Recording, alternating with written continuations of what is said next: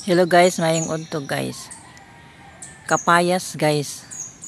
Ang benepisyo aning kapayas, magulay siya, masalad siya, ang hinog makaon. Ang yang hinog ani guys, makaon pang pabawas nato palibang ni siya guys. Unya naghatag po siya vitamin sa atong lawas. Kining dahon guys, i-blender ning dahon ang duga ani sambal o anti-dengue guys. Anti-dengue ang yang dahon, kanang duga yang inumon.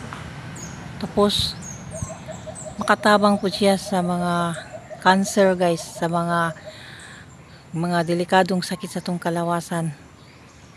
Labi na sa kanang may mga bukol, mga cancer, tako siya og tabang guys.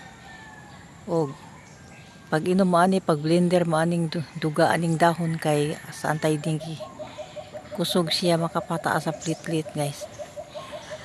Og kini lang, salamat.